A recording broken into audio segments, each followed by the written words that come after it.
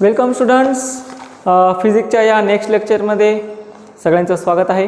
आज आपण जे नवीन टॉपिक सुरुवात करणार आहोत, नवीन टॉपिक नाही म्हणता येणार, जनरल जो नवीन टॉपिक सुरुवात केला होता कोणता, स्केलर आणि वेक्टर, म्हणजे ज्याचं नाव आहे mathematical methods in physics.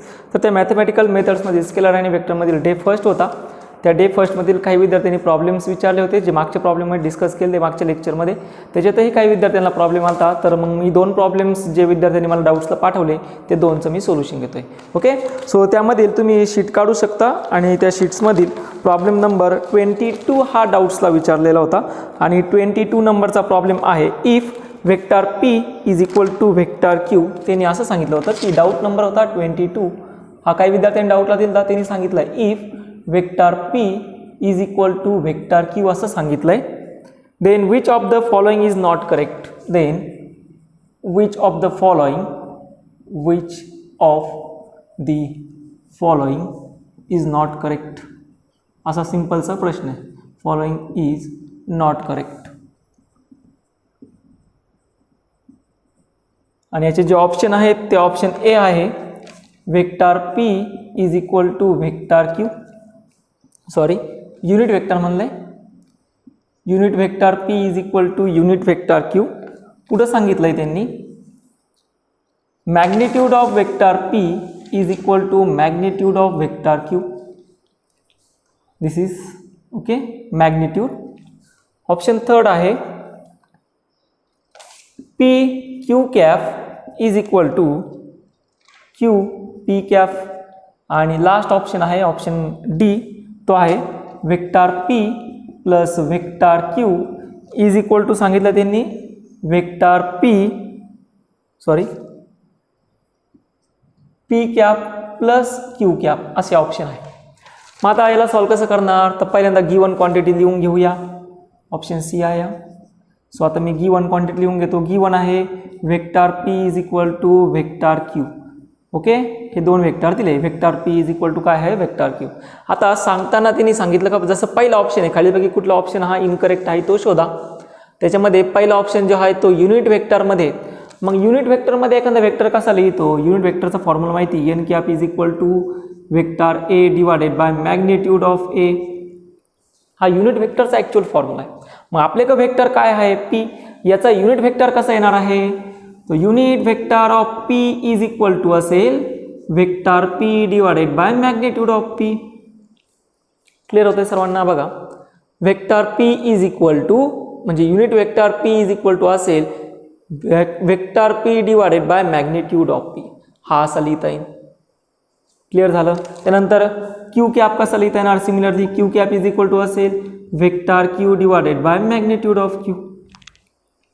So आपण हे दोन्ही वेक्टर दिले. Vector P is equal to vector P cap आणि vector Q cap. Vector P cap आलेला आहे म्हणजे युनिट वेक्टर P कॅप आलेला आहे vector P divided by magnitude of P. Unit vector Q cap आलेला आहे vector Q divided by magnitude of Q. हे कशावरून लिहिलं तर आपल्याकडे एक जनरल फॉर्म्युला आहे युनिट वेक्टर. युनिट वेक्टर कसा लिहिणार, N cap is equal to vector A divided by magnitude of P. मग या ठिकाणी आपल्याला काय दिलं आहे, वेक्टर P दिला आहे. सांगितलं काय गिवन इक्वेशनमध्ये vector P is equal to vector Q जर असेल, मग हे दोन्ही इक्वेशन जर कम्पेअर करा, vector P is equal to vector Q असेल तर P cap is equal to काय असणार आहे Q कॅप. मग ऑप्शन ए हा करेक्ट आहे. क्लिअर झालं. ओके, जर त्यांनी आता या ठिकाणी आपण चेक करू, मी याला जर वेक्टर P च्या टर्ममध्ये लिहायचं, हे इक्वेशन मी वेक्टर P च्या टर्ममध्ये कसं लिहिणार आहे, vector P is equal to magnitude of P multiply by काय असेल P cap and vector Q is equal to कसं लिहिणार, तर या Q कॅपला फक्त मल्टिप्लाय करा मॅग्निट्यूड ऑफ वेक्टर Q. इथं magnitude this is so magnitude of vector Q multiply by काय असणार आहे Q कॅप. मग आता काय केलं आपण पहिल्या वरच्या एक नंबरच्या ऑप्शनमध्ये जर vector P is equal to vector Q असेल तर आपण काय म्हणलो P cap is equal to काय असणार आहे Q कॅप. घेतलं ना. हे दोन्ही वेक्टर जर सेम आहे तर P कॅप Q कॅप काय असणार, सेमच असणार.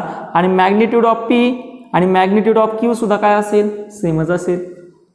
म्हणून ऑप्शन बी सुद्धा करेक्ट. क्लियर झालं. ओके, आता ऑप्शन सी चालू. ऑप्शन सी बघा, हा पी वेक्टर आहे म्हणजे हा काय ॲक्च्युअल मॅग्निट्यूड आहे, हा क्यू वेक्टर आहे म्हणजे हा काय ॲक्च्युअल मॅग्नेट्यूड आहे. मग तुमच्यावाला इक्वेशन ह्या टर्ममध्ये आलं आहे बघा, if vector P and Q cap are equal. मग हे इक्वेशन मी असं लिहू शकतो, हे दिलेलं गिवन इक्वेशन आहे. कोणचं दिलेलं गिवन इक्वेशन आहे? Vector P is equal to vector Q. वेक्टर पीची व्हॅल्यू मी टाकून दिली, vector P cap is equal to vector Q cap.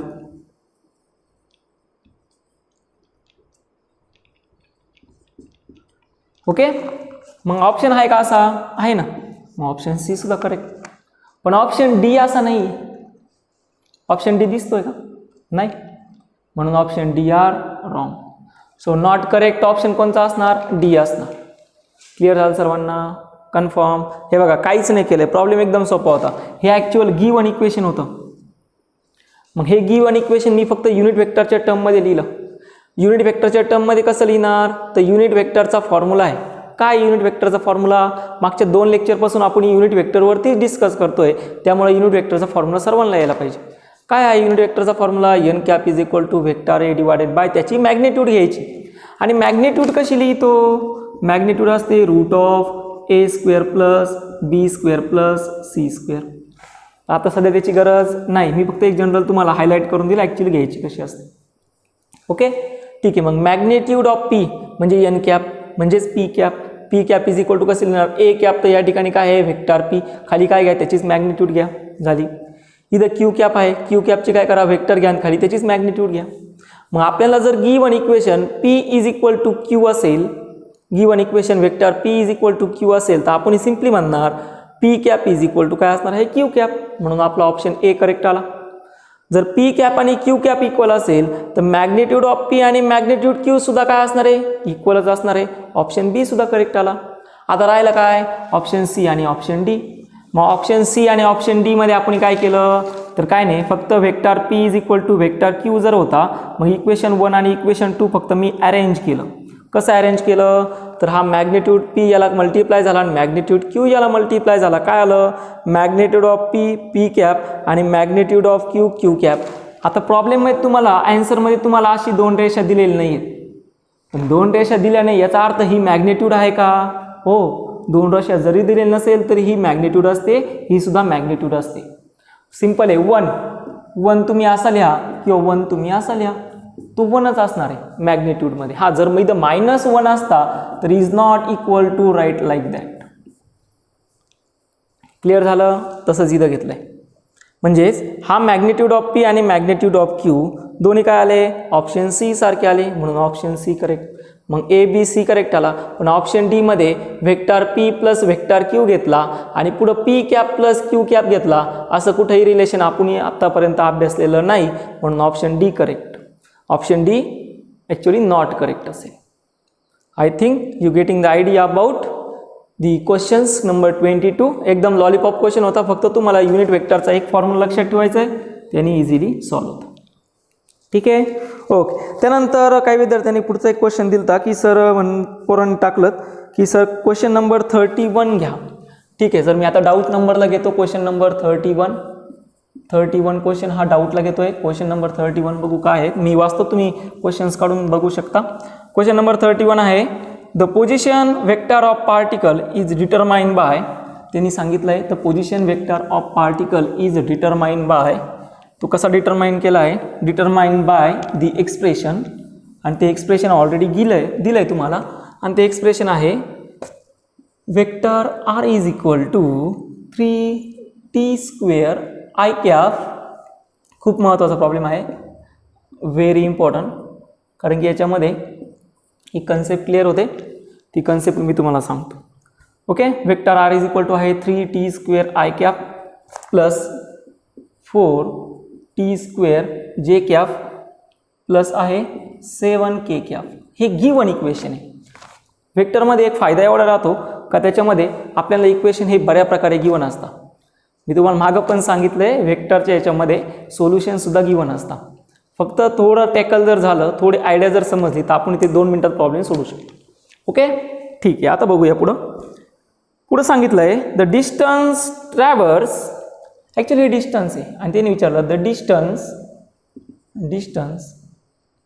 Traverse in, बरोबर आहे, इन फर्स्ट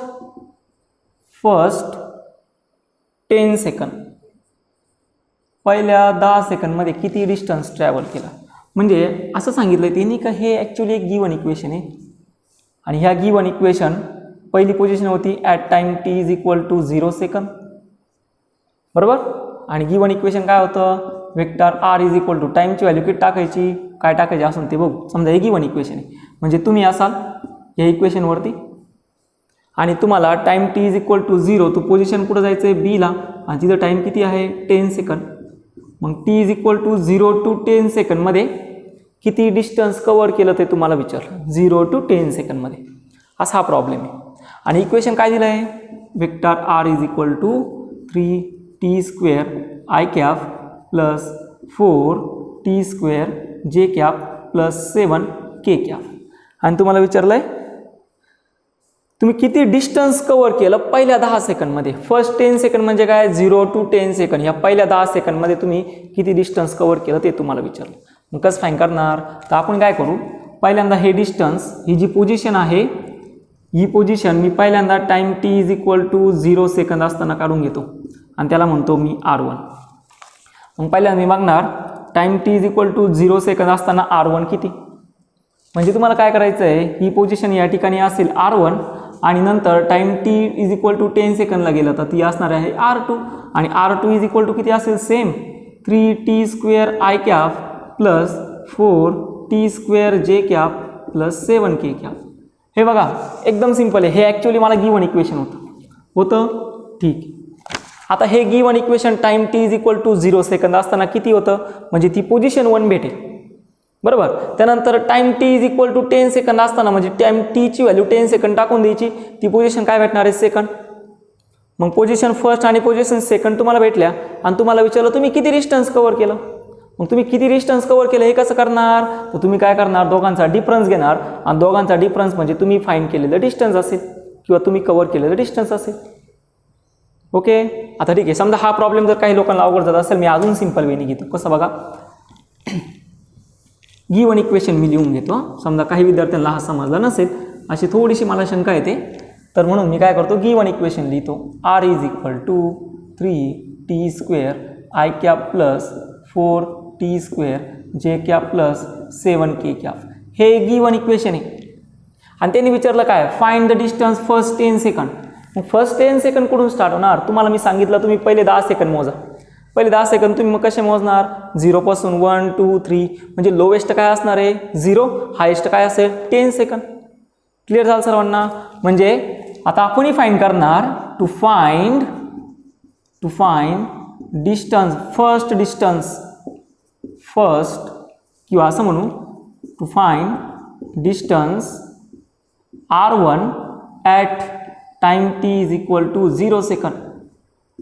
खूप महत्त्वाचा पॉईंट आहे. मला काय फाईंड करायचं आहे, पहिलं डिस्टन्स फाईंड करायचं किती सेकंद असताना, 0 सेकंद असताना. मग काय करणार, गिवन इक्वेशनमध्ये 0 टाईमची व्हॅल्यू 0 टाकून द्यायची. सो म्हणणार substitute time T is equal to 0 in given equation. आता हे जरा सोपं वाटतंय मला.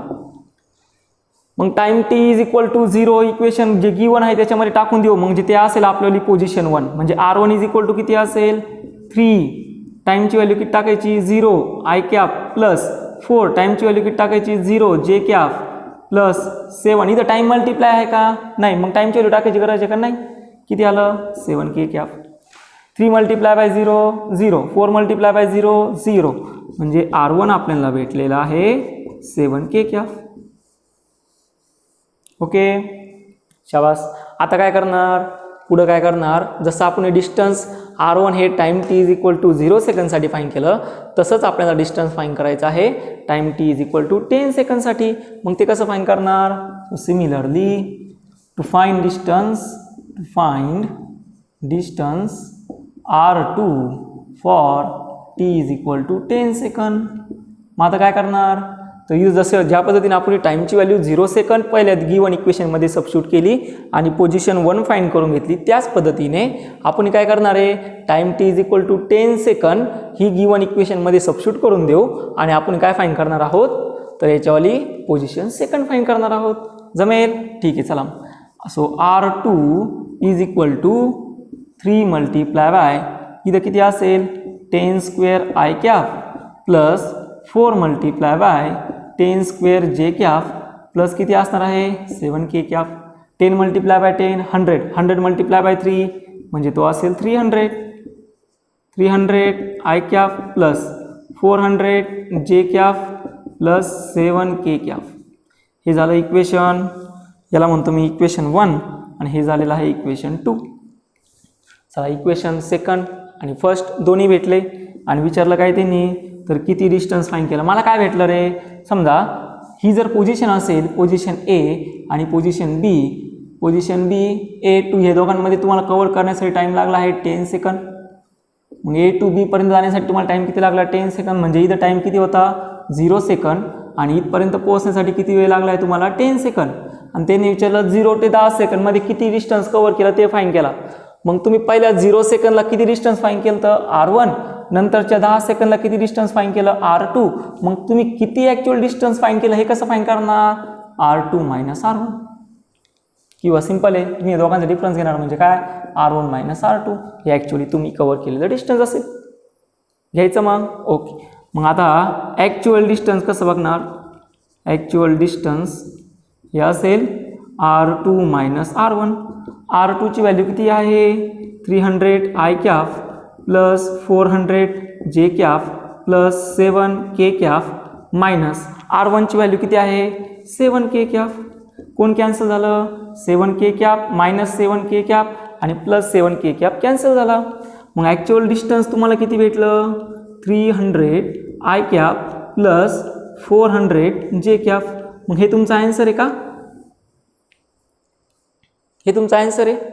ऑप्शन चेक करा, ऑप्शनमध्ये तुम्हाला आन्सर जे दिलं आहे प्रॉब्लेम्स म्हणजे ऑप्शन जे दिले ते तुम्हाला मी सांगतो. आता ऑप्शन दिलेला आहे, फर्स्ट ऑप्शन आहे 500 मीटर, सेकंड ऑप्शन आहे 300 मीटर, थर्ड ऑप्शन आहे 150 मीटर आणि लास्ट ऑप्शन आहे 100 मीटर.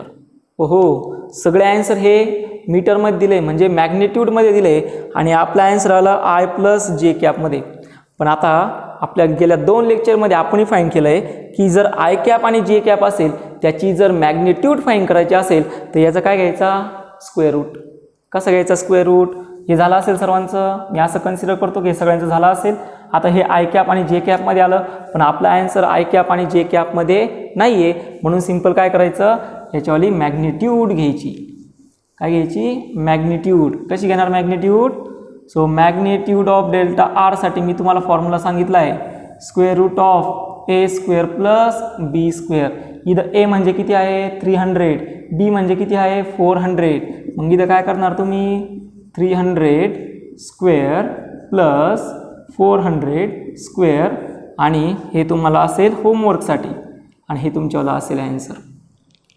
हे ॲन्सर प्रॉब्लेम तुम्हाला सगळ्यांना समजला आहे, मला माहिती आहे तुम्हाला प्रॉब्लेम समजला आहे. काहीच करायचं नव्हतं. Time t is equal to 0 असताना पोझिशन 1 फाईंड केली, time t is equal to 10 second असताना पोझिशन 2 फाईंड केली, दोन्ही पोझिशनचा डिफरन्स घेतला, तो डिफरन्स मला आय कॅप आणि जे कॅपमध्ये भेटला. पण ॲन्सरमध्ये त्यांनी मॅग्निट्यूड विचारली आहे.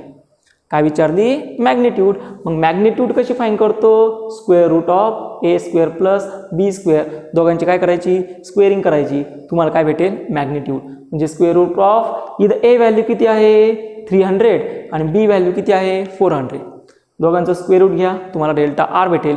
आणि हे जे ॲन्सर असणार आहे ना हे तुमच्यावालं मीटरमध्ये ॲन्सर असेल.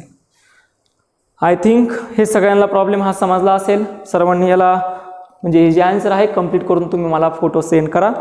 सगळ्यांनी फोटो सेंड करायचा आणि कंप्लीट करायचा. ठीक आहे ओके. आता चलू या पुढे. एवढेच डाऊट्स होते, एवढे डाऊट्स काही विद्यार्थ्यांनी विचारले होते. आता सगळ्यांचे डाऊट्स I think you all are clearing. आता याच्यामध्ये तुम्हाला पहिले जे क्वेश्चन असेल म्हणजे डे 1 मधील जे काही डाऊट्स असतील की अजूनही कोणाला काय वाटलेस तर मला तुम्ही ते सेंड करा माझ्या पर्सनल नंबरवरती. ठीक. आता अतिशय महत्त्वाचा टॉपिक मी घेणार आहे जो ॲक्च्युली व्हेक्टर ॲडिशनमधील म्हणजे व्हेक्टर्समधील खूप महत्त्वाचा आहे. त्याच्यामध्ये 2 वेक्टर असतील 3 वेक्टर असेल, ते 2 वेक्टर आणि 3 वेक्टरची ॲडिशन कशी करायची, त्यांची सबस्ट्रॅक्शन कशी करायची, ठीक आहे ते आता आपल्याला बघायचं. सो आता मी नेक्स्ट पॉईंट आहे vector operation. Vector operation, vectors operation. तर काय आहे व्हेक्टर्स ऑपरेशन? ॲक्च्युअली व्हेक्टर काय? A physical quantity, any physical quantity which is having magnitude as well as direction. ज्या फिजिकल क्वांटिटीला मॅग्निट्यूड ॲज वेल ॲज डायरेक्शन असतात त्यांना आपण काय म्हणतो? व्हेक्टर क्वांटिटी म्हणतो. त्या व्हेक्टर क्वांटिटीचे आपण टाईप्स पण बघितले. त्यामधील एक महत्त्वाचा टाईप्स होता two vectors are equal in direction. Then दोन्ही व्हेक्टरचे आपण काय करतो? ॲडिशन करतो. If two vectors are in opposite direction then ते दोन्ही व्हेक्टरचे आपण काय करतो? सबस्ट्रॅक्शन करतो. मग आता हेच आपल्याला काही ऑपरेशन्स आहेत, त्या ऑपरेशन्स आता आपल्याला बघायचे आहे. ओके, चला मग करूया सुरुवात. फर्स्ट ऑपरेशन आहे vector law of addition. Vector law of addition. आता व्हेक्टर लॉ ऑफ ॲडिशन आहे, लॉ आहेत आणि याच्यासाठी मी याचं स्टेटमेंट लिहितो.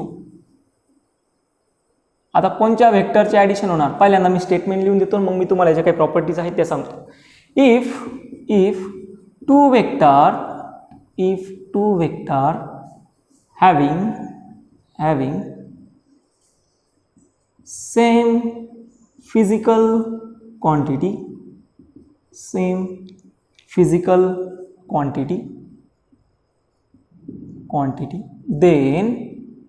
then a resultant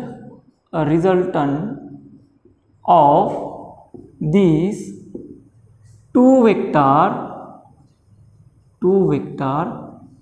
gives the effect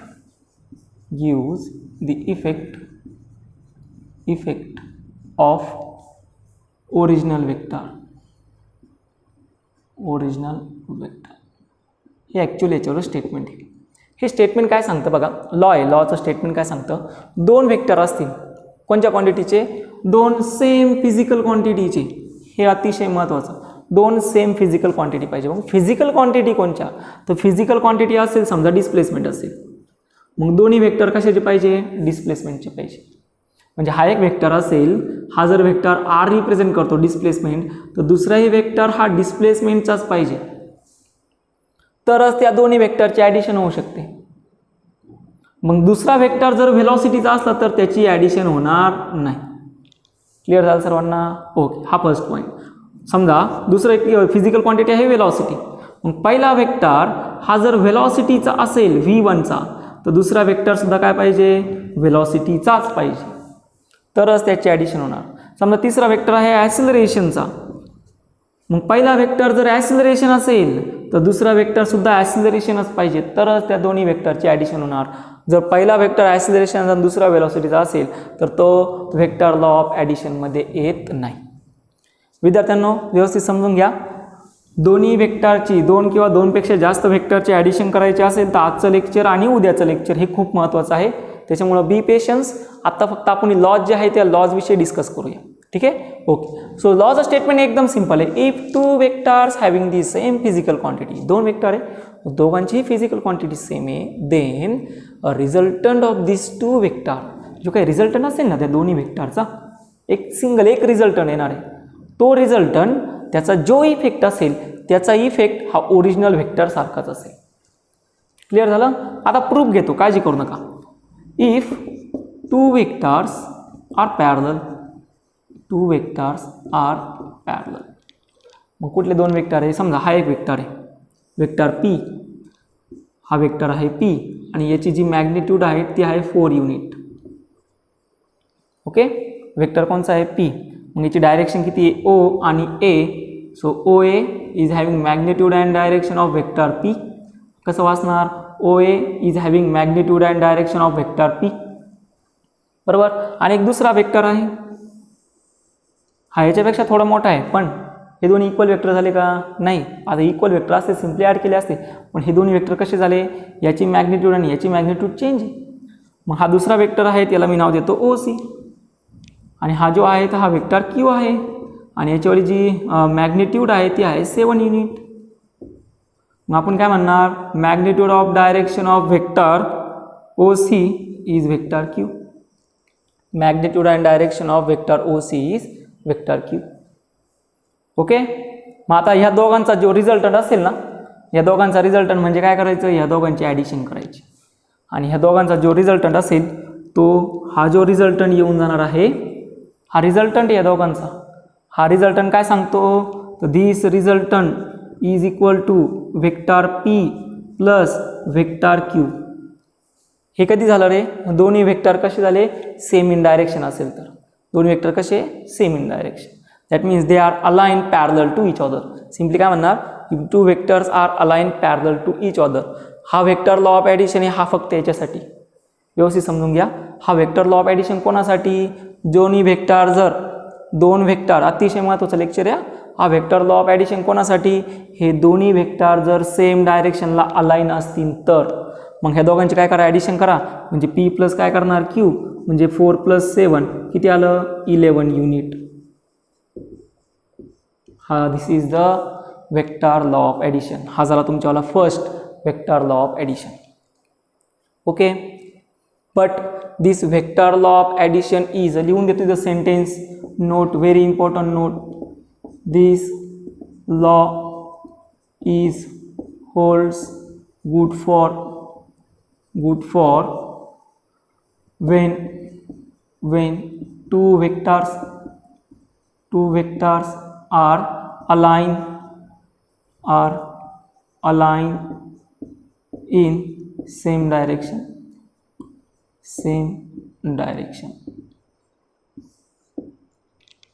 okay, ही अतिशय महत्त्वाची नोट्स, ही कशाची असेल, वेक्टर लॉ ऑफ ॲडिशनची. आणि हे वेक्टर लॉ ऑफ ॲडिशनमध्ये काय होतं, तर दोन वेक्टर काय होते, पॅरलल, दोन वेक्टर पॅरलल होते, म्हणजे दोन वेक्टरची काय केली आपण, ॲडिशन.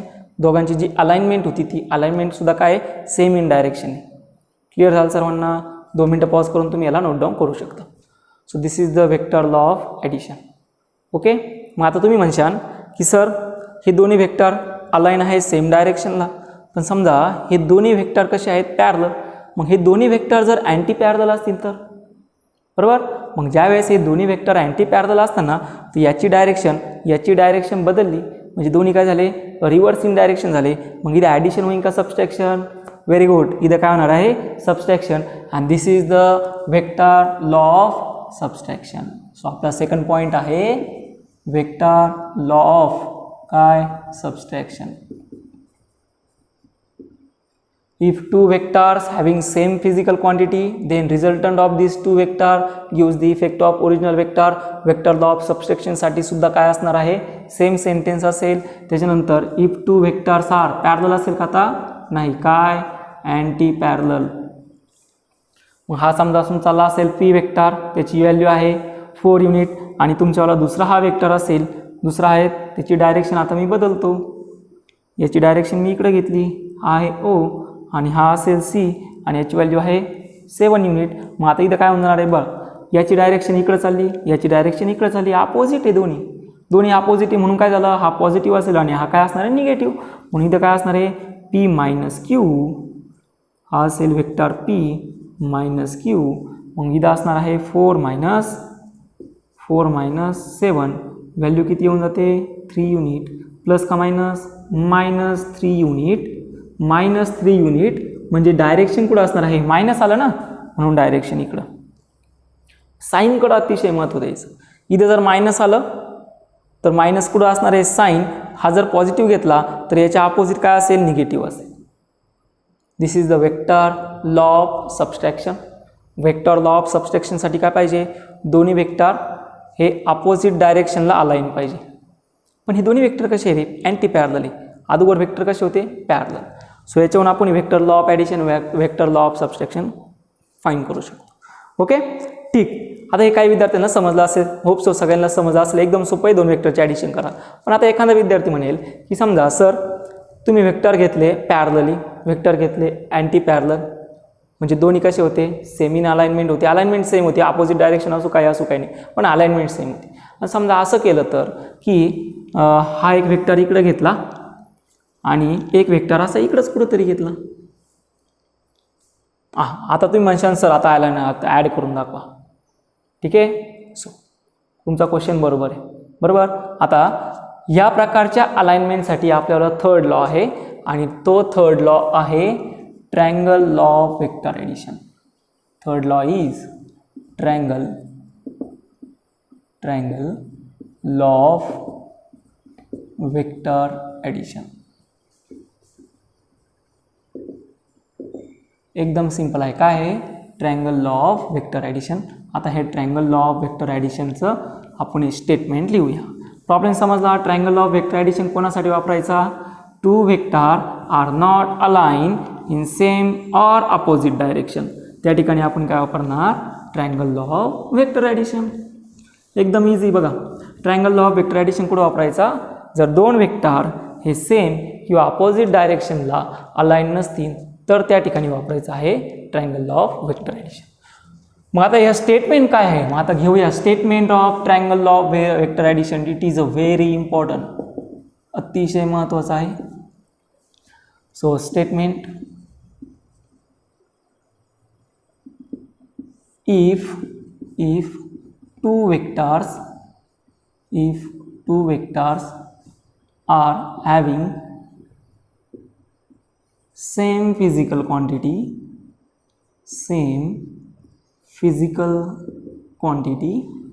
आणि मी तुम्हाला सांगितलं आहे की जी फिजिकल क्वांटिटी आहे ती फिजिकल क्वांटिटी काय इंडिकेट करते? दोन वेक्टर हे एकाच फिजिकल क्वांटिटीचे पाहिजे. म्हणजे पहिला वेक्टर जर तुमचा डिस्प्लेसमेंटचा असेल तर दुसरा वेक्टरसुद्धा डिस्प्लेसमेंटचा पाहिजे. पहिला वेक्टर जर व्हेलॉसिटीचा असेल तर दुसरा वेक्टर व्हेलॉसिटीचा पाहिजे. क्लिअर झालं सर्वांना? ओके, शाबास. सो काय statement? If two vectors having same physical quantity, okay, then and किंवा असं म्हणू, if two vectors having same physical quantity are represented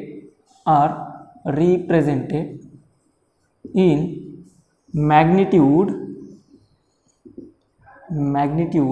and direction of two adjacent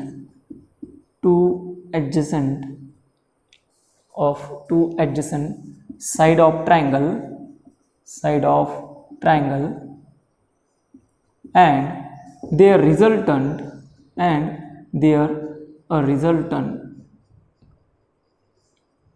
of same in magnitude and direction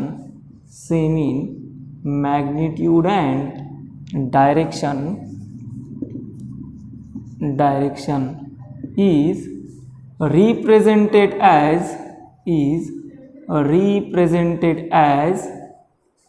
the starting point of first vector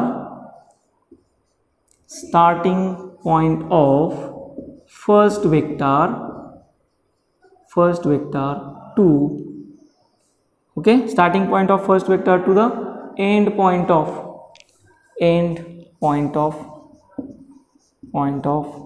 second vector.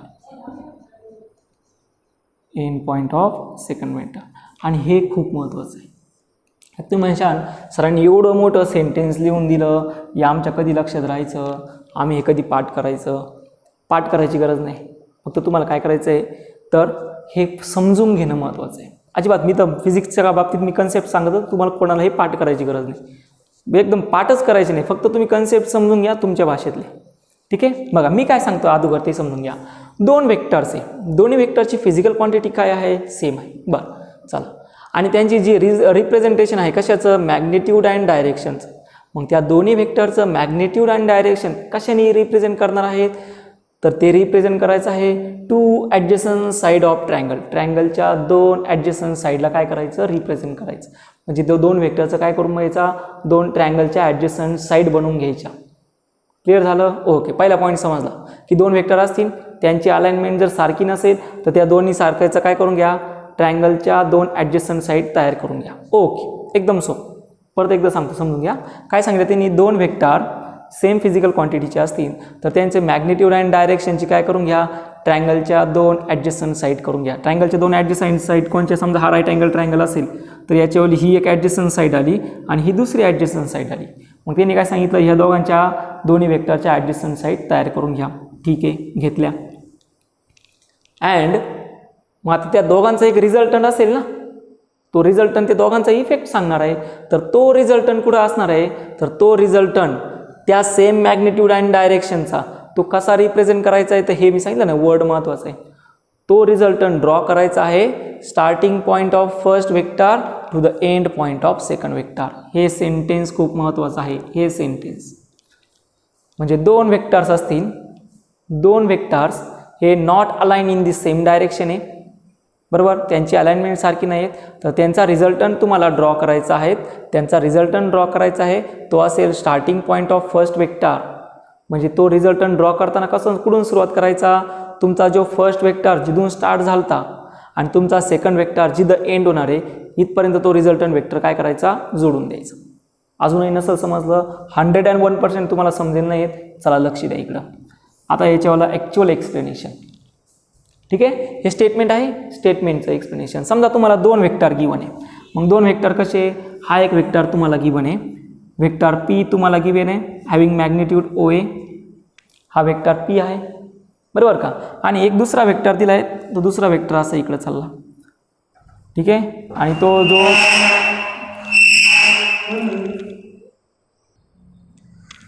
Okay, sorry for disturbance. चला आता मी इकडे येतो. बघा आपल्याला दोन vector दिले, एक vector P दिला आणि एक दुसरा वेक्टर क्यू दिला आहे, हा आहे O आणि B. ठीक आहे, ठीक आहे, आता थोडं तुमचं कन्फ्युजन होईल, तर फक्त दोन वेक्टर दिले, एक वेक्टर पी दिला आणि एक वेक्टर क्यू दिला. तर आता हे दोन्ही वेक्टर जर तुम्ही व्यवस्थित बघितलेत ना, तर हा वेक्टर इकडे चालला आणि हा वेक्टर वरती चालला आहे, बरोबर.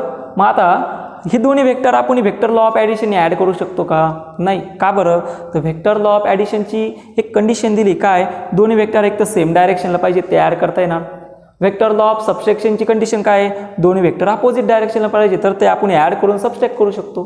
पण आता इथं काय आहे, तर हा वेक्टर इकडे चालला आणि हा वेक्टर वरती चालला, बरोबर.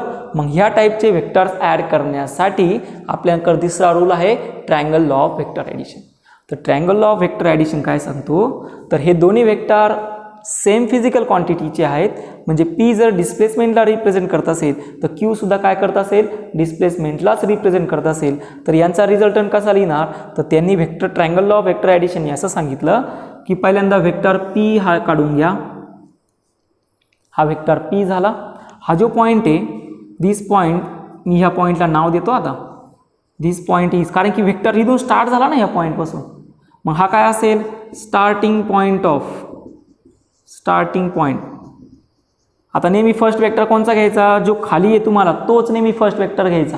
हा काय असेल, सेकंड वेक्टर, हा नेहमी काय असणार आहे, फर्स्ट वेक्टर. मग याची हा पॉईंट कोणता झाला, this is the starting point of first vector, म्हणजे हा पी या वेक्टरचा स्टार्टिंग पॉईंट आहे. क्लिअर झालं सर्वांना, ओके. मग हा जो हेड आहे तुम्हाला माहिती ना, याला काय म्हणतात, टेल, याला काय म्हणतात, हेड. टेल काय असतो त्याच्यावाला, starting point of first vector, आणि हेड काय असणार आहे, this is the end point of first vector.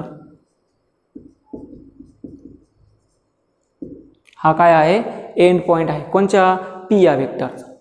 झालं. मग आता पुढे त्यांनी काय सांगितलं, जो सेकंड वेक्टर आहे वेक्टर क्यू, तर वेक्टर क्यू तुम्हाला या ट्रायंगल लॉ ऑफ वेक्टर ॲडिशनमध्ये ॲड करताना काय करायचं, याला शिफ्ट करायचं आणि वेक्टर क्यू हा स्टार्ट करायचा आहे तुम्हाला एंड पॉईंट ऑफ फर्स्ट वेक्टरपासून. Okay, so this is the vector P आणि हा असेल तुमच्यावाला वेक्टर क्यू. मग आता करायचं काय आहे आपल्याला, तर बघा एकदम सिंपल आहे. काय केलं मी, तर हे दोन वेक्टर होते, त्यांची अलाइनमेंट डिफरंट होती. काय केलं, फर्स्ट वेक्टर मी काढून घेतला, फर्स्ट वेक्टरचा हा पॉईंट कोणता होता, starting point of first vector, हा कुठला होता, end point of first vector.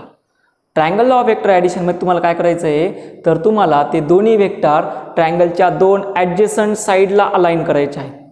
मग ट्रायंगलचे दोन ॲडजेसंट साईड कोणत्या झाल्या, तर जो सेकंड वेक्टर आहे तो सेकंड वेक्टर तुम्हाला स्टार्ट करायचा आहे एंड पॉईंट ऑफ फर्स्ट वेक्टरपासून. बघा सेकंड वेक्टर कुठून स्टार्ट करायचा, end point of first vector, आणि ह्या एंड पॉईंट ऑफ फर्स्ट वेक्टरपासून सुरुवात जर झाली तर हा काय असेल आता actual, it is a starting point of काय रे, सेकंड वेक्टर. क्लिअर होत आहे सर्वांना. बघा हा एक वेक्टर आहे, याचा हा स्टार्टिंग पॉईंट, हा सेकंड वेक्टर आहे, त्याचा हा काय एंड पॉईंट. क्यू हा वेक्टर कुठून सुरुवात करायचा, तर आता क्यू हा वेक्टर तुम्हाला अशा पद्धतीनं सुरुवात करायचा आहे, तो एंड पॉईंट ऑफ फर्स्ट वेक्टरपासून सुरुवात झाला पाहिजे. मग end point of first vector कुठं होता इथं, तो ॲक्च्युअली काय असेल सेकंड वेक्टरचा स्टार्टिंग पॉईंट असेल. मग सेकंड वेक्टरचा हा काय झाला स्टार्टिंग पॉईंट. मग एंड पॉईंट कोणचा आहे हा बा, this is the end point of काय सेकंड वेक्टर. क्लिअर झालं सर्वांना, कन्फर्म. नसा समजलं तर परत घेऊ. चला मी परत घेतो. घाई करायची आपल्याला अजिबात नाही, कारण की हे जर तुम्हाला व्यवस्थित एकदा बेसिक जर व्यवस्थित समजलं तर आपण पुढे जाऊ. बघा काय होतं, हे दोन वेक्टर्स तुम्हाला गिवन होते, हे स्टेटमेंट होतं आणि हे दोन वेक्टर्स गिवन होते. मग आपण काय केलं, ॲज पर स्टेटमेंट वेक्टरची फक्त अलाइनमेंट करायला सुरुवात केली. मग पहिल्यांदा हा घेतला फर्स्ट वेक्टर. मग हा वेक्टर कोणता होता, वेक्टर पी. याला काय म्हणलो आपण, दिस इज द काय, very good, starting point of first vector. Starting point of what, first vector. याला काय म्हणणार, दिस इज द व्हॉट, याला म्हणणार आपण end point of what, first vector. नंतर त्यांनी काय सांगितलं, तर हा जो सेकंड वेक्टर आहे, हा सेकंड वेक्टर तुम्हाला स्टार्ट करायचा आहे, तो ड्रॉ करायला स्टार्ट करायचा आहे end point of second vector पासून. मग क्यू हा वेक्टर कुठून चालू होणार आहे, end point of second vector पासून. झाला, संपलं क्यू वेक्टर. मग या ठिकाणी वेक्टर क्यूचा स्टार्टिंग पॉईंट कुठं आहे, तो जो एंड पॉईंट होता ना फर्स्ट वेक्टरचा, तो ॲक्च्युअल असेल त्याच्यावाला starting point of second vector. आणि हा काय असणार आहे, this is the end point of second vector. End point of second vector. Lecture जर तुम्हाला समजत असेल तर तुम्ही याला लाईकचा थंब पाठवू शकता. ओके, पॉईंट क्लिअर झाला. ओके, मग आता याचा रिझल्टन आपल्याला करायचं. मग आता हे दोघांचे ॲडिशन म्हणजे तो काय असणार आहे, रिझल्टन. मग त्यांनी सांगितलं या स्टेटमेंटमध्ये की जो रिझल्टंट असेल तो रिझल्टंट कुठून स्टार्ट करा, this resultant of having same magnitude and direction is starting point. हा कुठून स्टार्ट करा, तर तो स्टार्ट करा starting point of first vector to the end point of second vector. त्यांनी कुठून सुरुवात करायला सांगितली, तर वेक्टरचा तो वेक्टर तुम्हाला स्टार्ट करायचा आहे starting point of first vector. मग कुठं आहे starting point of first vector, बघा या ठिकाणी आहे starting point of first vector. आणि कुठपर्यंत न्यायचं आहे त्याला, तर त्याला न्यायचं आहे एंड पॉईंट ऑफ सेकंड वेक्टरपर्यंत. मग this is the starting point of your resultant, म्हणजे फर्स्ट वेक्टरचा आहे स्टार्टिंग पॉईंट आणि तोच असणार आहे तुमच्या रिझल्टंटचा स्टार्टिंग पॉईंट. आणि त्याला एंड कुठं करा, त्याला सांगितलं त्यांनी एंड करा, जो एंड सांगितला आहे ना कशाचा, end point of second vector, हा झाला तुमच्यावाला रिझल्टंट. क्लिअर झालं सर्वांना. मग हा रिझल्टंट कुठून सुरुवात झाला, starting point of first vector to the end point of second vector. Draw केला का रिझल्टंट. मग हा रिझल्टंट म्हणजे ॲडिशन असेल दोघांची पी प्लस क्यू. झाला तुमचा ट्रायंगल तयार. This is the triangle law of addition. Easy आहे, खूप इझी, मला तरी वाटत काही अवघड नाही. बरोबर, नसं समजलं परत घेतो, काळजी करू नका. काय सांगितलं होतं, two vectors having same physical quantity are represented in magnitude and direction of two adjacent side of triangle. मग त्यांनी काय सांगितलं, दोन वेक्टर्स सेम फिजिकल क्वांटिटीच्या दोन ॲडजसंट साईडला आपण काय करू, अलाइन करू. केल्या दोन ॲडजसंट साईड ट्रायंगलच्या अलाइन. मग त्यांचा जो रिझल्टंट आहे, then resultant having the same magnitude and direction is the starting point of first vector to the end point of second vector. या पद्धतीनं तो रिझल्टंट काय करायचा आहे, ड्रॉ करायचा आहे. आता हा जर 90 डिग्री असेल, तुम्ही म्हणणार हा हायपोटेनियस आहे, 101%, ते पण पुढे येणार आहे, काळजी करू नका. पण triangle law of vector addition कसा आहे, फर्स्ट वेक्टर ड्रॉ करून घ्या, सेकंड वेक्टर कडून सुरुवात करा. तर सेकंड वेक्टर सुरुवात करायची आहे तुमच्यावाला end point of first vector, it is the actual starting point of second vector. आणि जो ॲरो असेल तो ॲरो काय असणार आहे, एंड पॉईंट ऑफ सेकंड वेक्टरचा.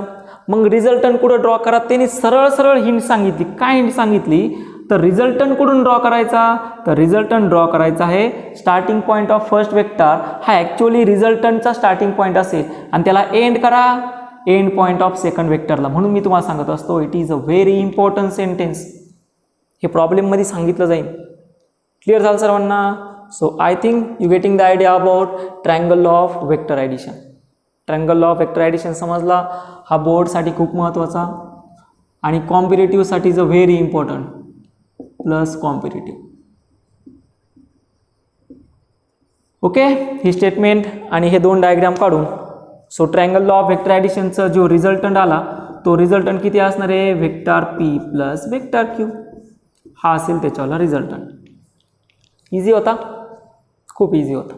ओके, झाला असेल 2 मिनटं पॉज करून याला तुम्ही कंप्लीट करू शकता. ओके, चलूया आता नेक्स्ट अजून काही याचे एक्झाम्पल घेऊ.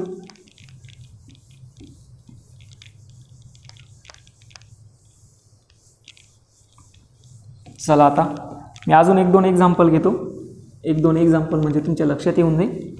समजा आपल्याकडे 2 वेक्टर आहे, हा एक वेक्टर आहे वेक्टर क्यू आणि हा दुसरा वेक्टर आहे, इकडून घेतो हा वेक्टर किती आहे आर. मग आता हे दोन्ही वेक्टर आहे, यांची अलाइनमेंट डिफरंट आहे. मग याला सॉल्व कसं करणार बघा. हा असेल तुमच्यावाला first vector, this is the vector Q बरोबर. हा असेल starting point of first vector, हा असेल end point of first vector. आणि पुढे त्यांनी काय सांगितलं, आर हा वेक्टर सुरुवात कुठून करायची, तर आर हा वेक्टर सुरुवात करणार आहे end point of first vector, this is the vector R. मग जो end point of first vector असेल तो ॲक्च्युअली असणार आहे starting point of second vector आणि हा काय असेल ॲरो हेड त्याच्यावाला एंड पॉईंट ऑफ सेकंड वेक्टरचा. क्लिअर झालं. मग रिझल्टंट कुठून ड्रॉ करणार, तर रिझल्टंट ड्रॉ करायचा आहे it is a starting point of first vector to the end point of second vector.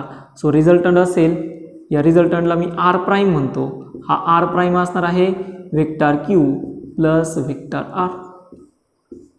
Okay, हे झालं triangle law of vector addition. ठीक, आता पुढं मी घेतो. समजा आपल्याला काय करायचं आहे, 2 वेक्टर दिलेत. मग वेक्टर 2 कोणते दिलेत बघा. आता महत्त्वाचं आहे, व्हेरी इम्पॉर्टंट. परत एकदा 2 वेक्टर आहे, वेक्टर आहे पी आणि दुसरा आहे वेक्टर क्यू. आणि या ठिकाणी त्यांनी विचारलं subtract vector P from Q. त्यांनी काय सांगितलं, वेक्टर पी मधून क्यू हा काय करा, सबस्ट्रॅक्ट करा. पण सबस्ट्रॅक्ट करा तर दोघांची डायरेक्शन काय आहे, सेम आहे. मग सबस्ट्रॅक्ट करा जर विचारलं, त्यांनी विचारलं to subtract vector P from किंवा असं म्हणू vector Q from vector P. कशामधून काय सबस्ट्रॅक्ट करायला लावला, तर क्यू हा पी मधून काय करायला लावला, सबस्ट्रॅक्ट करायला लावला. मग कोणाला सबस्ट्रॅक्ट करायला सांगितलं त्यांनी, क्यूला. कशामधून सबस्ट्रॅक्ट करायला लावला, पी मधून. मग जर तुम्हाला क्यूला पी मधून सबस्ट्रॅक्ट करायचं आहे तर काय करायचं, वेक्टर पी आहे तसंच लिहून घ्या, हा झाला तुमच्याला वेक्टर पी.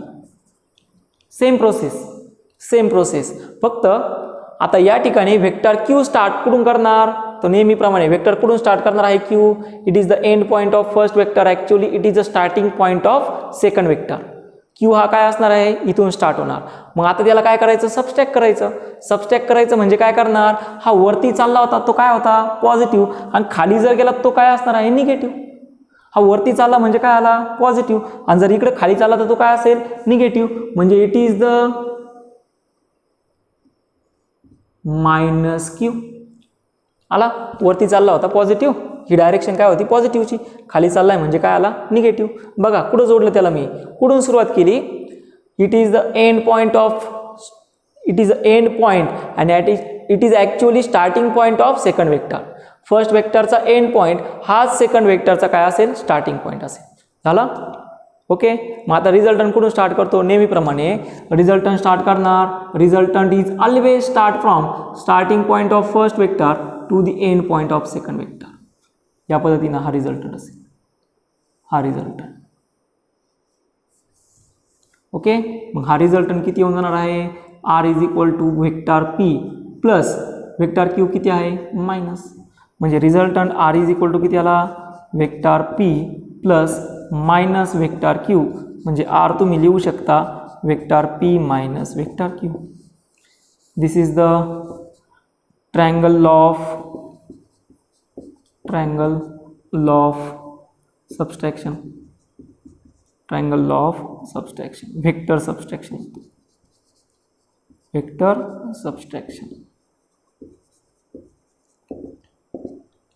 सोपं आहे, एकदम इझी. हा जो सेकंड वेक्टर आहे तो नेहमी कुठून स्टार्ट करायचा, end point of the first vector, it is actually starting point of second vector आणि रिझल्टंट नेहमी ड्रॉ करणार.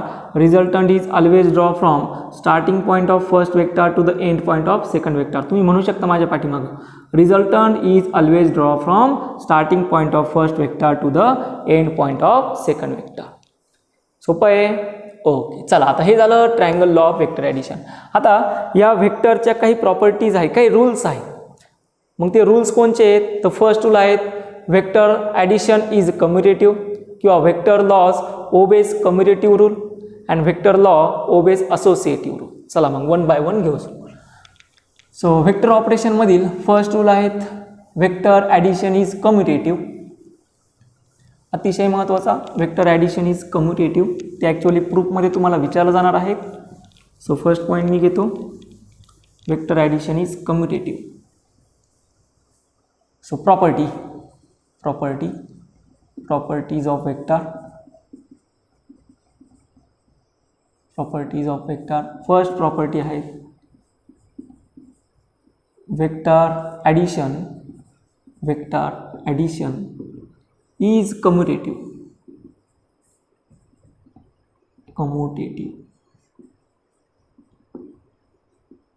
वेक्टर ॲडिशन कशी आहे? कम्युटेटिव्ह आहे. म्हणजे काय? It obeys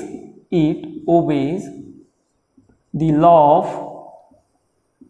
law of commutation. मग लॉ ऑफ कम्युटेशन काय आहे? तो vector p plus vector q is equal to vector q plus vector p. This is the law of commutation. हा कम्युटेटिव्ह लॉ आहे आणि वेक्टर ॲडिशन ह्या लॉला ओबे करत असते. बरोबर. मग आपल्याला काय बघायचं आहे? तर ह्या लॉला जर वेक्टर ॲडिशन ओबे करत असेल, vector triangle law of vector addition जर स्टेटमेंटनुसार आपण घेतलेली करेक्ट आहे, तर ह्या लॉला जर ती ओबे करत असेल तर त्याच्यावर प्रूफ आपल्याला आता घ्यायचं आहे. ओके. सो नेक्स्ट आहे प्रूफ ऑफ वेक्टर ॲडिशन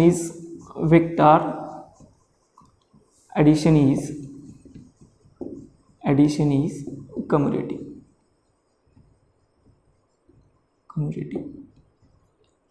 बरोबर. आता हे प्रूफ आपल्याला घ्यायचं. आता तुम्हाला क्वेश्चन बोर्डमध्ये असं विचारलं जाईल, 11th बोर्डसाठी क्वेश्चन असेल. ओके. क्वेश्चन आहे prove that vector p plus vector q is equal to vector q plus vector p.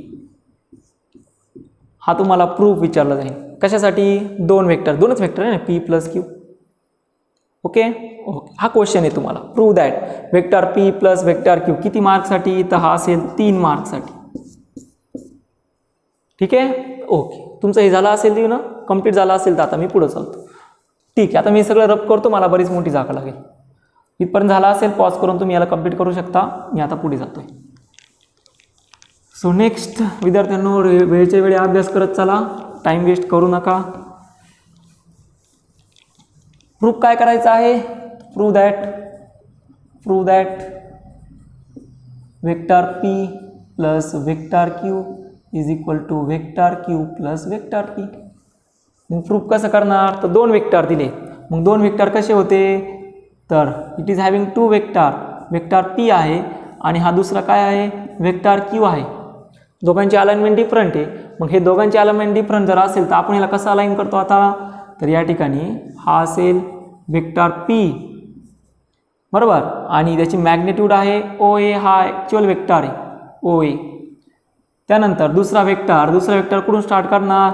End point of first वेक्टरपासून. दुसरा वेक्टर स्टार्ट केला. वेक्टर कोणचा? q. तो आहे AB. बरोबर. मग इथं काय म्हणणार? OA, the vector OA is having magnitude vector p and vector AB is having magnitude q. ठीक है. then complete the parallelogram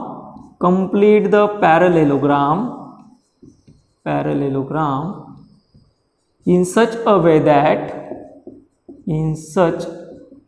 that किंवा असं म्हणू, complete the parallelogram OABC in such a way that such a way that, हे proof आहे बोर्डसाठी, such a way that O A is equal to C B is equal to vector P and ए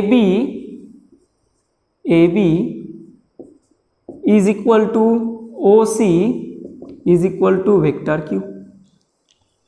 हे actual sentence आहे. Sentence काय सांगितलं त्यांनी, तर parallelogram तुम्ही काय करायला लावला, त्यांनी कंप्लीट करायला लावला.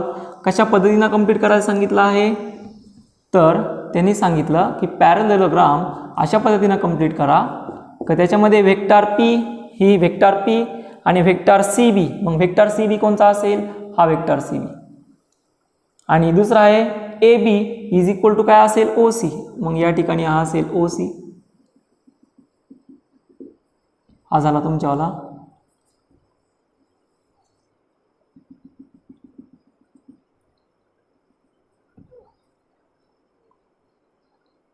थोडी माझी डायग्राम एवढी भारी नाही आहे,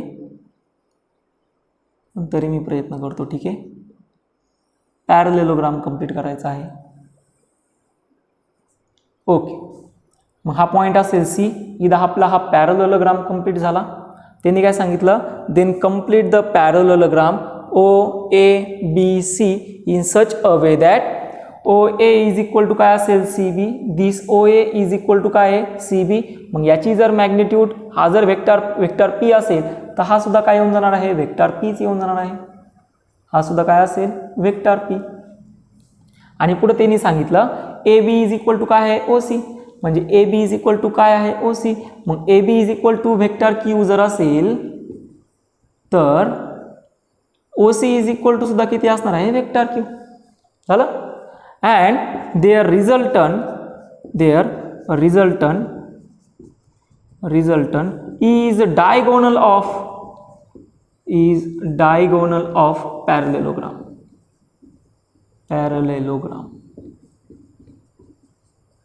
मग याचा रिझल्टन काय असणार आहे, तर हा डायगोनल असेल.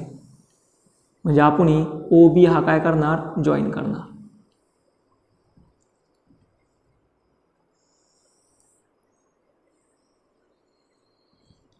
So this is the resultant.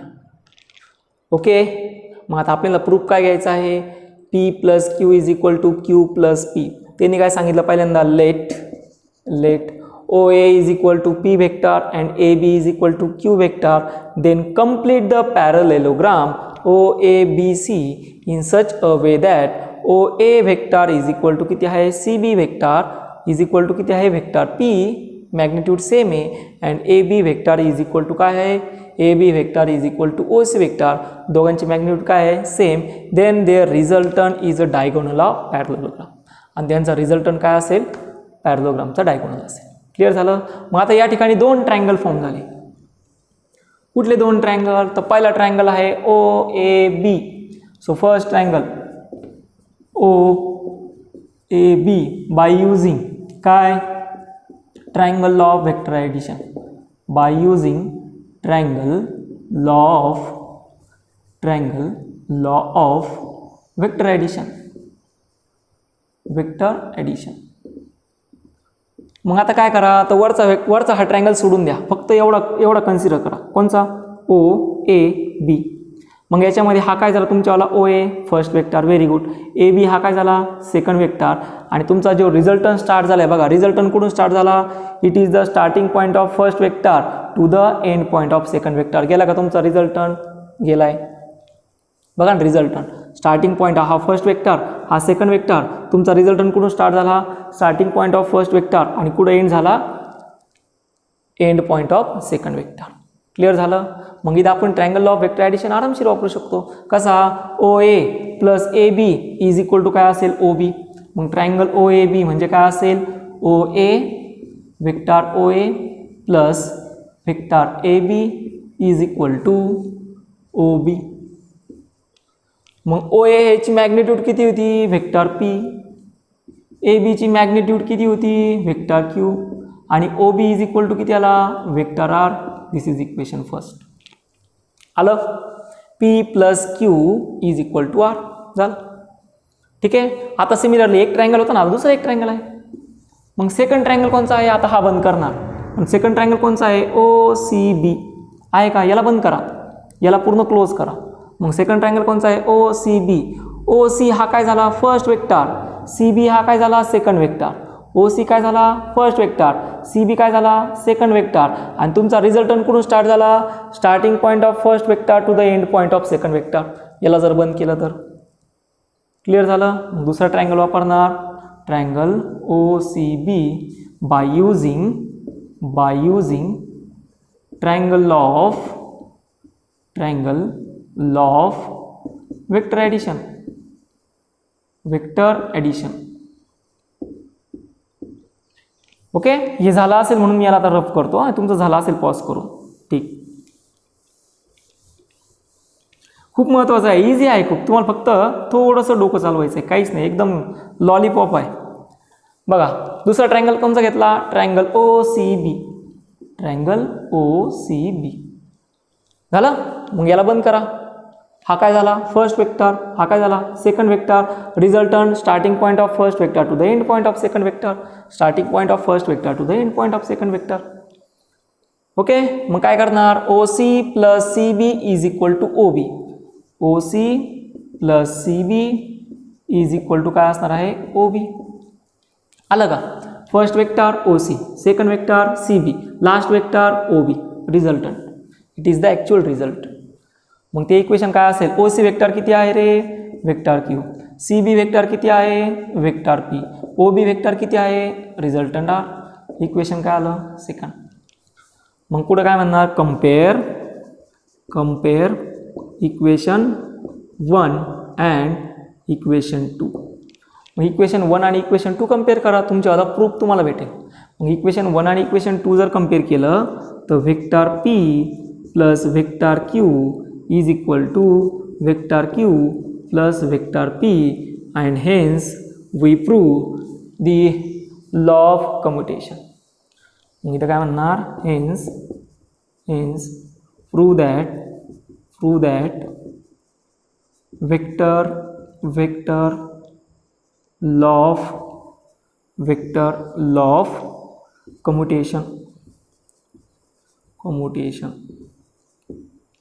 Okay, easy होतं बघा,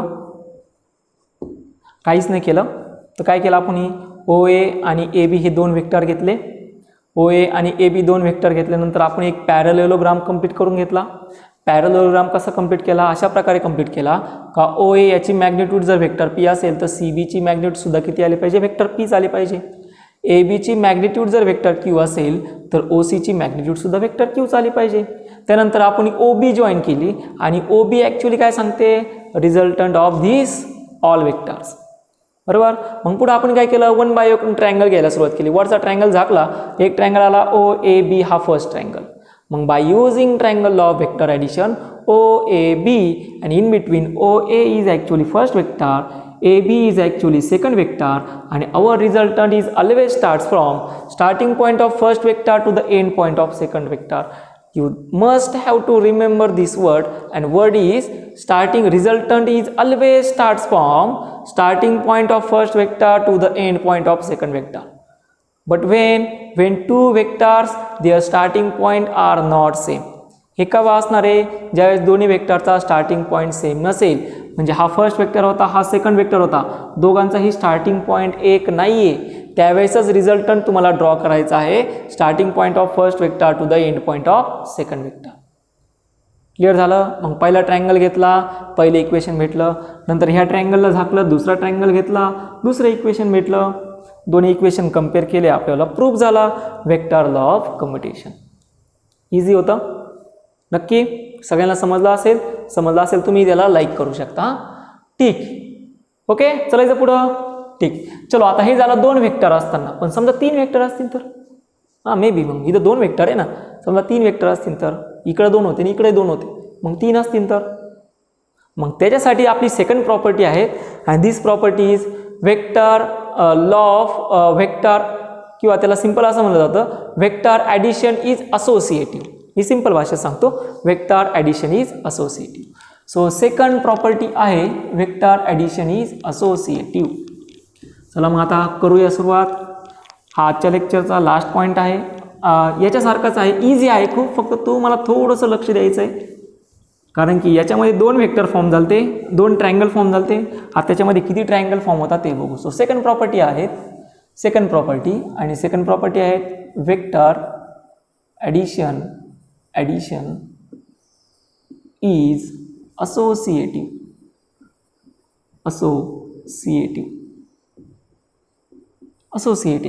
बरोबर. कसं तर तुम्हाला प्रूव्ह केलं जाईल. प्रूव्ह दॅट, क्वेश्चन आहे, क्वेश्चन ठीक आहे. एकदा मी असोसिएटिव्ह प्रॉपर्टी लिहून घेतो. असोसिएटिव्ह प्रॉपर्टी आहेत vector P plus vector Q ब्रॅकेटमध्ये plus vector R is equal to vector P plus ब्रॅकेटमध्ये आहे vector Q plus vector R. ही ॲक्च्युअली असोसिएटिव्ह लॉचा फॉर्म्युला आहे. This is the law of associative. हा काय आहे? Law of associative. मग ह्या लॉ ऑफ असोसिएटिव्हमध्ये असं त्यांनी सांगितलं की ब्रॅकेटमध्ये म्हणजे 2 वेक्टरचे addition plus third vector is equal to असणार आहेत दुसऱ्या 2 वेक्टरचे ॲडिशन प्लस थर्ड वेक्टर. म्हणजे इथं वेक्टर किती आहे? पी क्यू आर 3 वेक्टर आहे. इथं वेक्टर किती आहे? P plus Q plus R. इथंही 3 वेक्टर. ह्या दोघांची ॲडिशन काय आली पाहिजे? सेम आली पाहिजे. This is vector addition is associative. Okay, ठीक आहे. आता क्वेश्चन विचारला जाईल. Question prove that this is for 3 mark also. Board exam. तुम्हाला कॉम्पिटेटिव्ह एक्झाममध्ये कुठेही हे प्रूफ विचारले जात नाही. मागे घेतलं ना आपण की vector law is commutative, law of commutative, याचा सुद्धा तुम्हाला कुठेही प्रूफ नसाले, पण तुम्हाला ते इक्वेशन वापरायचं आहे. आणि ते इक्वेशन कधी वापरणार? 2 वेक्टर असताना. हे इक्वेशन कधी वापरणार? 3 वेक्टर असताना. वेक्टरचं इक्वेशन काय आहे? P plus Q plus R. P plus Q एका ब्रॅकेटमध्ये प्लस आर आणि पुढे असेल पी प्लस दुसऱ्या ब्रॅकेटमध्ये असणार आहे क्यू प्लस आर. हा प्रूफ आहे. हे स्टेटमेंट, हे इक्वेशन तुम्हाला कॉम्पिटेटिव्ह एक्झामसाठी वापरायचं आहे. पण याचं प्रूफ जो क्वेश्चन असेल तर तुम्हाला बोर्ड एक्झामसाठी. ठीक आहे. सो क्वेश्चन आहे प्रूव्ह दॅट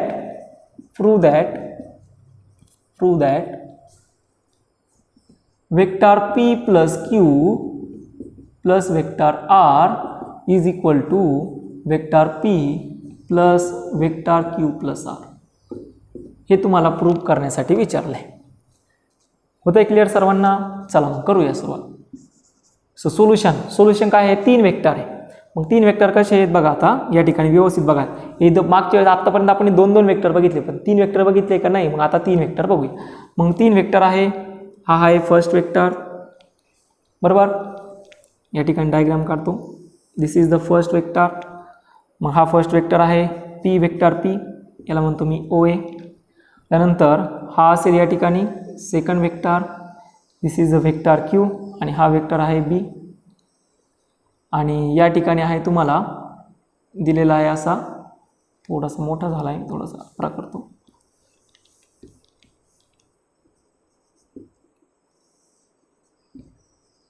वेक्टर बी, हा वेक्टर क्यू आहे आणि या ठिकाणी दिला आहे तुम्हाला असे 3 वेक्टर आहे. हा आहे पी क्यू आणि हा आहे आर. हा पॉईंट्स दिला आहे. 3 वेक्टर आहे. पहिला आहे ओ ए, हा फर्स्ट वेक्टर. दुसरा वेक्टर आहे ए बी, सेकंड वेक्टर.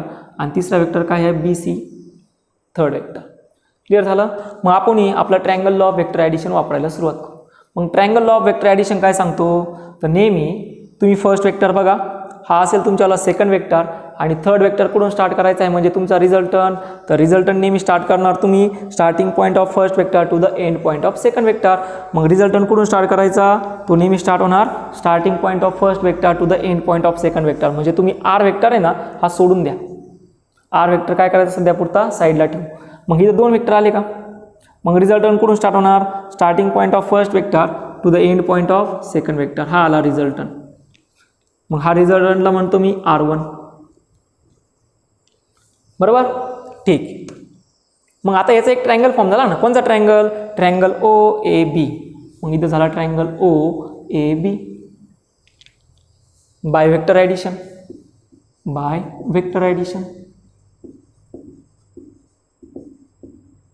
मग वेक्टर ॲडिशन नुसार काय होणार? Triangle O A B, first vector, second vector आणि हा त्याचा रिझल्टंट. मग रिझल्टंट किती असेल? O A plus A B is equal to काय असेल? O B. म्हणजे काय असणार आहे? O A plus A B is equal to काय असणार आहे ओ बी. सोपं होतं. हा तिसरा नाही घ्यायचा. मी फक्त काय केलं, पहिल्यांदा 3 वेक्टर असे गिवन होते ना, हा एक, हा दुसरा आणि हा तिसरा 3 वेक्टर गिवन होते. मग मी काय करत चाललो, तर प्रत्येक वेक्टरचा पहिल्यांदा रिझल्टंट ड्रॉ करत चाललो. म्हणजे हा तिसरा जो होता तो मी सोडून दिला, हा तिसरा मी ब्लॉक केला, तर मला काय भेटला, हा फर्स्ट वेक्टर, हा काय भेटला सेकंड वेक्टर. मग याचा रिझल्टंट कुठून स्टार्ट होणार, तर रिझल्टंट नेहमी स्टार्ट होतो कुठून, it is a starting point of first vector to the end point of second vector. हा this is the starting point of first vector आणि up to end point of second vector draw केला, आला. झालं. मग इथे एक triangle form झाला. कोणता triangle, O A B. O A B हा ट्रायंगल तयार झाला. मग by the vector addition, triangle law of vector addition, इथं म्हणतो मी by triangle law of vector addition, triangle law of vector addition. मग हा triangle law of vector addition काय सांगते, triangle law of vector addition सांगते first vector plus second vector is equal to resultant, म्हणजे O A plus A B is equal to काय असेल O बी. झालं. ओ एची व्हॅल्यू किती होती, वेक्टर पी, प्लस ए बीची व्हॅल्यू किती होती, ए बीची वेक्टर क्यू, आणि ओ बीची व्हॅल्यू किती आलेली आहे, आता ओ बीची व्हॅल्यू आलेली आहे vector R. This is equation first. Okay. पण आता हा थर्ड वेक्टर उरलात ना. झालं. मग आता हा थर्ड वेक्टर उरल्यानंतर आता काय करायचं बघा, हे खालचे दोन्ही सोडून दिले सोडून. मग आता हा काय झाला, स्टार्टिंग पॉईंट. मग स्टार्टिंग पॉईंटपासून ओ आणि बी हा काय झाला, आता फर्स्ट वेक्टर झाला. ओ बी काय झाला, फर्स्ट वेक्टर. हा तुमच्यावाला काय झाला, सेकंड वेक्टर. म्हणजे O B first vector, B C second vector. मग 2 वेक्टर आलेत. मग यांचा रिझल्टंट कसा ड्रॉ करणार, तर रिझल्टंट ड्रॉ करतो starting point of first vector to the end point of second vector. मग रिझल्टंट कुठून ड्रॉ करणार, starting point of first vector to the end point of second vector. So resultant आपण draw केला starting point of first vector to the end point of second vector. मग हा किती होता, याला म्हणतो मी वेक्टर R1, हा आला R, मी याला नाव देतो S. मग आता प्रत्येक ट्रायंगल फॉर्म झाला का, चला याला ब्लॉक करा. ट्रायंगल कोणचा फॉर्म झाला, याला पूर्ण ब्लॉक करतो मी, बरोबर. मग याला मी अशा पद्धतीनं ब्लॉक जर केलं, याला जर मी आता ब्लॉक केलं, तर चला असा ट्रायंगल कोणचा झाला बघा, O B C. First triangle होता, आता सेकंड ट्रायंगल आहे, ट्रायंगल ओ बी सी. झाला. सिंपल. काय केलं मी, तर हा माझ्याकडे R हा वेक्टर होता आणि R1 वेक्टर होता. जर मी याला ब्लॉक जर केलं तर मला काय दिसला होता, हा फर्स्ट वेक्टर आहे, इथून हा सेकंड वेक्टर आहे, मला थर्ड वेक्टर ड्रॉ करायचा. मग आपण या दोघांची ॲडिशन कशी करणार, तर starting point of first vector to the end point of second vector. Clear झालं, व्हेरी गुड. मग आता वापरला आपण दुसरा ट्रायंगल कोणचा, O B C. O B C हा ट्रायंगल वापरला. मग ओ बी सी मध्ये काय वापरणार, by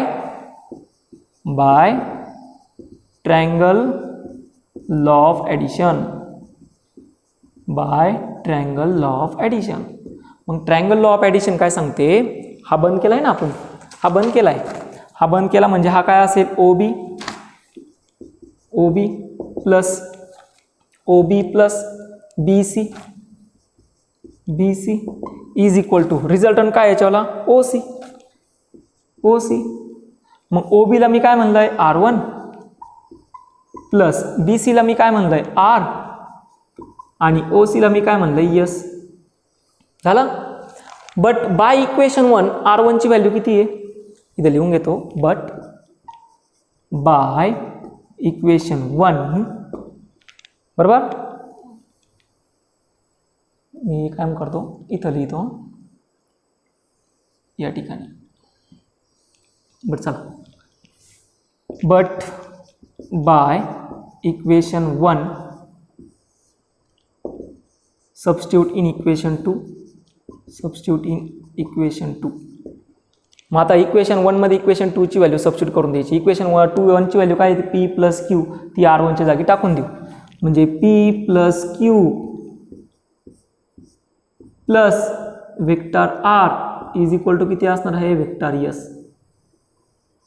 this is equation number 3. काहीच नाही केलं, इक्वेशन 2 आलं तर किती होतं, equation 2 R1 plus vector R is equal to S. आणि याच्यामध्ये मी काय केलं, फक्त इक्वेशन 1ची व्हॅल्यू मी सबस्टिट्यूट केली आणि इक्वेशन 1ची व्हॅल्यू किती होती पी प्लस क्यू R1च्या जागी टाकून दिली plus R is equal to किती आलं यस. क्लिअर झालं. ओके. आता इक्वेशन 3 मी ते लिहून घेतो. इक्वेशन 3 इज काय इक्वेशन 3? इक्वेशन 3 आहेत vector P plus vector Q plus vector R is equal to vector S. हे आहे ॲक्च्युअल इक्वेशन 3. ओके. सगळ्यांना दिसतंय? 2 मिनिटात हे पॉज करून कंप्लीट करून घ्या. ओके. आता झालं असेल सगळ्यांचं. दोन्ही ट्रायंगल झाले. ओके. 2 ट्रायंगल झाले. हा एक हा दुसरा. मग इथं 2च ट्रायंगल असतील का? आता घेऊ. आता महत्त्वाचं आहे. 2 ट्रायंगल झाले. ट्रायंगल OAB आणि दुसरा ट्रायंगल OBC. पण माझा प्रश्न असा आहे का इथं 2च ट्रायंगल असतील का? आता समजून घेऊ. चलो आता हे महत्त्वाचं आहे, खूप महत्त्वाचं आहे. चला डायग्रॅम बघा. बघितली डायग्रॅम? ठीक. आता मी काय करतो,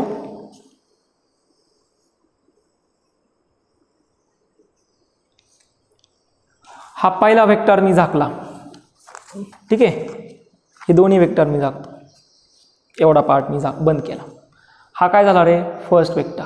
हा काय झाला? Second vector. बरोबर का? ए हा पॉईंट कोणचा आहे? First vector. वेक्टर फर्स्ट काय आहे? क्यू. मग ए पॉईंट कोणचा आहे? फर्स्ट वेक्टरचा स्टार्टिंग पॉईंट. बी हा पॉईंट कोणचा आहे? म्हणजे बी आणि सी हा सेकंड वेक्टर काय आहे? Vector R. बी हा पॉईंट कोणचा आहे? तर फर्स्ट वेक्टरचा ॲक्च्युअल तो एंड पॉईंट आहे, पण तोच पॉईंट सेकंड वेक्टरचा स्टार्टिंग पॉईंट आहे. बघा पहिल्यांदा किती वेक्टर होते? Vector 1, vector 2, vector 3. मग पहिला हाफ जॉईन करून घेतला, मला फर्स्ट ट्रायंगल तयार झाला. नंतर हा जॉईन करून घेतला, सेकंड ट्रायंगल तयार झाला. पण इथं अजूनही काही ट्रायंगल तयार होऊ शकता. कसे?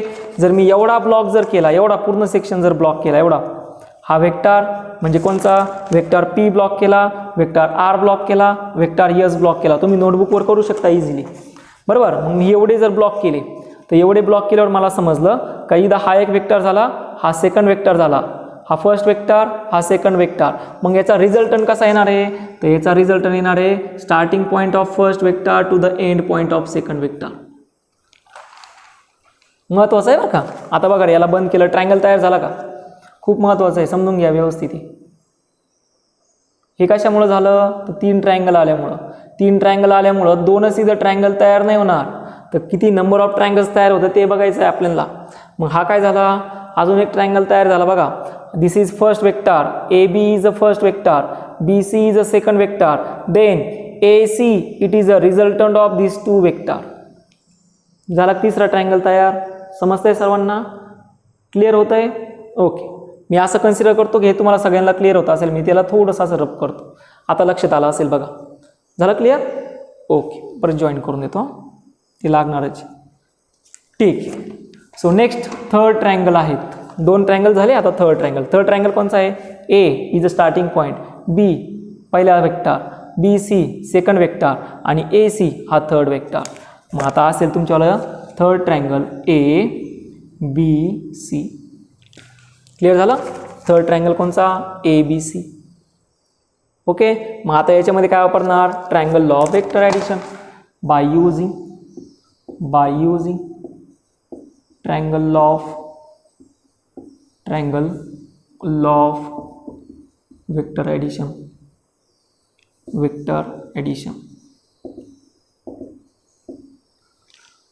सोपं आहे?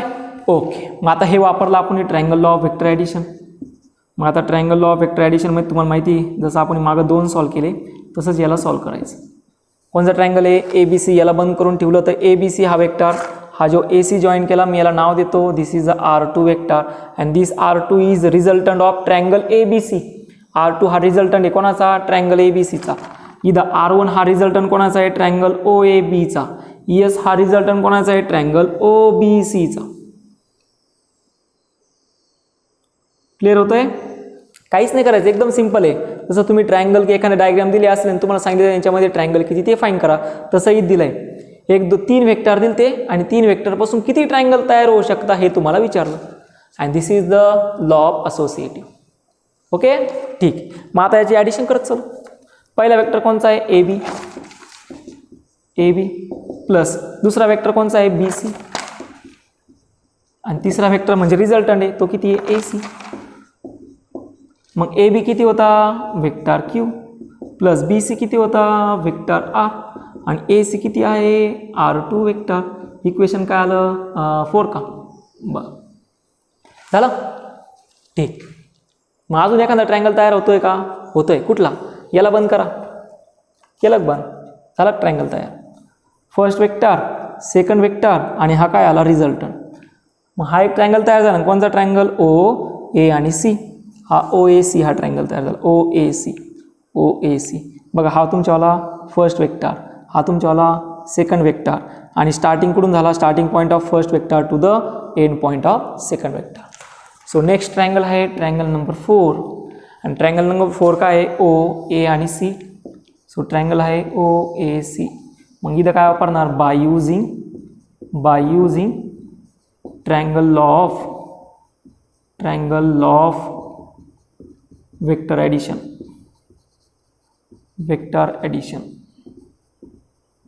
मग आता हे triangle law of vector addition काय येऊन जाणार सांगा याच्यावर. चला याला बंद करायचं आहे. याला काय केलं मी असं बंद केलं. मग ट्रायंगल OAC OA आला व्हेरी गुड प्लस दुसरा असणार आहे AC is equal to resultant किती असेल OC. मग OA व्हॅल्यू किती होती रे वेक्टर P. AC व्हॅल्यू किती होती R2 आणि OC व्हॅल्यू किती आहे S. ओके क्लिअर झालं. हे झालं इक्वेशन नंबर 5. पण परत मगाच्यासारखं but what substitute equation 4 in equation 5. But substitute equation 4 in equation 5. Equation 4 equation 5 मध्ये जर सबस्टिट्यूट केलं तर काय होऊन जातं वेक्टर P प्लस R2 ची व्हॅल्यू किती आहे Q plus R. Vector Q plus vector R is equal to असणार आहे वेक्टर S. हे झालं इक्वेशन नंबर 6. हे जर तुम्हाला व्यवस्थित दिसत नसेल तर मी व्यवस्थित लिहितो, काळजी करू नका. So vector P plus R2 ची व्हॅल्यू किती आहे vector Q plus vector R is equal to येऊन जाणार आहे वेक्टर S. Equation number 6. आता दिसतंय सर्वांना. ओके इझी होतं. काय केलं काय नाही. 3 व्हेक्टर्स पासून किती ट्रायंगल तयार होऊ शकता by the vector law of addition नुसार ते ट्रायंगल मी फॉर्म केले आणि त्या ट्रायंगलचे फक्त मी काय करत गेलो ॲडिशन करत गेलो. एकदम easy. Okay this is equation 6. चला मी इक्वेशन 6 लिहून घेतो. अँड इक्वेशन 6 काय आहे vector P plus vector Q plus R is equal to vector S. This is actually equation 6. झालं. प्रूफ काय करायचं आहे vector P plus Q plus R is equal to vector P plus bracket Q plus R. हे मला proof करायचं. मग आता equation 3 आणि इक्वेशन 6 मी काय करतो कम्पेअर करतो. हे झालं असेल तर मी याला आता रफ करतो. ही डायग्राम तुम्ही व्यवस्थित काढून घ्या. इथं झाले असेल मी आता रफ करतो. मग पुढे काय म्हणणार टू कम्पेअर इक्वेशन. पुढे घेतो मी to compare equation 3 and equation 6. To compare equation 3 and equation 6. चला इक्वेशन 3 आणि इक्वेशन 6 कम्पेअर करा. दोघांची ही राईट हँड साईड सेम आहे. मग दोघांची राईट हँड साईड सेम जर असेल तर vector P plus vector Q plus vector R is equal to काय होऊन जातो vector P plus vector Q plus vector R. And this is the proof of vector law of associative. Hence prove that vector law is associative. Vector law of addition is associative. Okay एकदम easy आहे. मला तरी वाटलं कुठं काही difficult नाही आहेत, पण समजा तुम्हाला कोणाला डिफिकल्टी वाटलं, तुम्ही काय करायचं, हे लेक्चर रिपीट तुम्ही ऐका. उद्याच्या दिवस आहे म्हणजे उद्या संडे, उद्या काय लेक्चर आपलं येणार नाही, म्हणजे हे लेक्चर तुम्ही काय करा, रिपीट ऐका. कारण की याच्यावरतीच आपला लॉ ऑफ पॅरलेलोग्राम आहेत आणि जनरल तो लॉ ऑफ जो पॅरलेलोग्राम आहे तो खूप महत्त्वाचा आहे. ओके, ज्याच्यामध्ये रिझल्ट आणि मॅग्निट्यूड फाईंड करणार आहे, ते काय येईल ते आपण मंडेच्या लेक्चरला घेणारच आहोत. पण आता मी एवढं सांगतो की तुम्ही सर्वांनी हे लेक्चर रिपीट ऐका. एकदा नाही समजलं, दोनदा ऐका, दोनदा नाही समजलं, तीनदा ऐका. पण सर्वांसाठी एक होमवर्क आहे आणि होमवर्क असा आहे, होमवर्क आता व्यवस्थित समजून घ्या. युअर होमवर्क इज, सर्वांनी फोटो पाठवायचे आहेत. हे जे आहेत vector law of commutative and vector law of associative या दोन्हींचे प्रूफ, हे दोन्ही जे प्रूफ आहेत ना, हे प्रूफ तुम्ही मला नोटबुकवरती लिहून त्याचे फोटोज मला सेंड करायचे आहेत. हे प्रूफ तुम्ही काय करायचं, नोटबुकवरती लिहायचे आणि त्याचे फोटोज मला काय करायचे, सेंड करायचे. कंपल्सरी आहे सर्वांना. व्यवस्थित वेक्टर लॉ ऑफ कम्युटेटिव्ह ऐका, व्यवस्थित समजून घ्या काय काय सांगितलं ते, आणि वेक्टर लॉ ऑफ असोसिएटिव्ह पण व्यवस्थित समजून घ्या काय काय सांगितलं ते, आणि त्याचे फोटोग्राफ्स तुम्ही काय करायचे, मला सेंड करायचे. ओके, सो तुम्हाला लेक्चर व्यवस्थित समजलं असेल, तर व्यवस्थित समजतंय की नाही, व्यवस्थित समजत असेल तर थंब म्हणून एक लाईक म्हणून पाठवा, म्हणजे मला समजून जाईल की तुम्हाला लेक्चर जे आहे ते व्यवस्थित समजतंय. समजा याच्यातमध्ये अजून कोणाला काही अडचण आली तर त्यांनी मला ते सेंड करा की सर मला हा पॉईंट समजला नाही, एवढा पॉईंट मला क्लिअर नाही झाला, तर तुम्हाला परत रिपीट करा, तर त्याला मी पर्सनली तो मेसेज टाकून देईन. Okay, so stay home, stay safe, thank you.